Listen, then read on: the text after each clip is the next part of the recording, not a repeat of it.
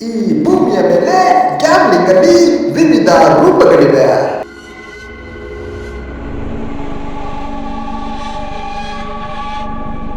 Betting ಇಂದ ಹಿಡಿದು cheating ನವರೆಗೂ ನಾನಾ ವಿಧಗಳಿದೆ.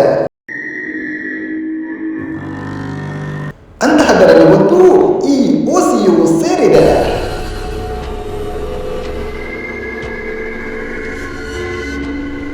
ನಾವಿವತ್ತು ಅಂತಹದ್ದ ಒಂದು ಕುತೂಹಲಕಾರಿ ಕಥೆಯನ್ನು ಹುಡುಕಿ ಹೊರಟೆವು. ಆಮೇಲೆ ನಡೆದ ಕಥೆಯಾದರೂ ಏನು ಎಂಬುದನ್ನ ನೀವೇ ವೀಕ್ಷಿಸಿ.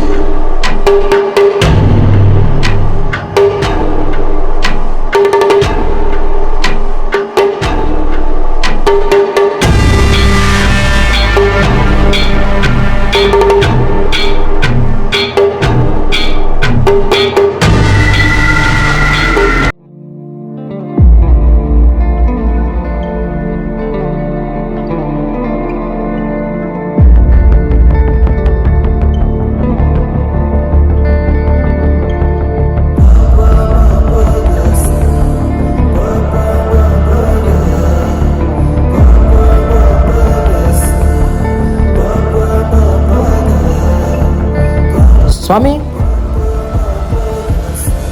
ಹೇಳು ಭಕ್ತ, ನನ್ನಿಂದ ನಿನಗೇನಾಗಬೇಕು?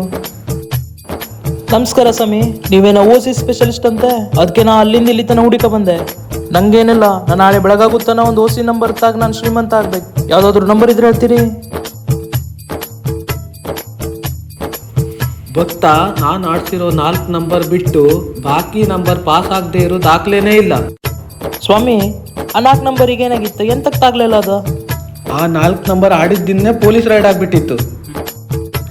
ಓ, ಹಂಗಾರೆ ನಾ ಯಾವ ನಂಬರ್ ಆಡ್ಲಿ? ಈಗ ಹೋಗ್ಕಂಡೆ 07 ಹಾವು ತೆಂಗಿನ ಮರ 9.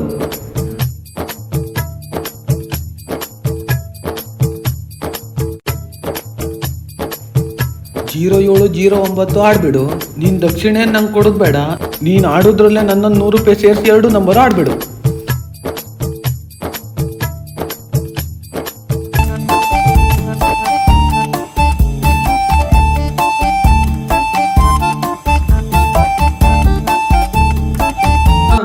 ಆ ಟೈಮಲ್ಲಿ ಒಂದು ಪೊಲೀಸ್ ರೈಡ್ ಆಗಲಿಲ್ಲ, ಆಚೆಗೆ ಬಂದ್ಬಿಟ್ಟಿದೆ.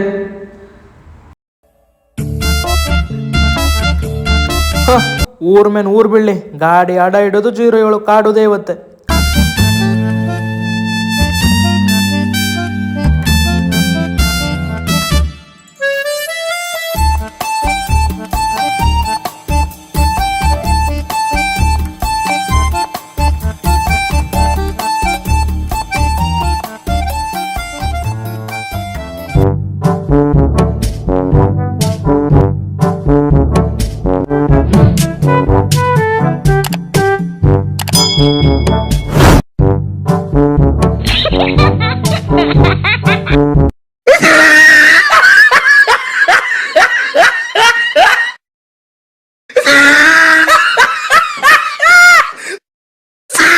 ಏತಮ್ಮ, ಗಾಡಿ ಇತ್ತಲ್ಲ, ಎಂತ ಆಯ್ತಾ?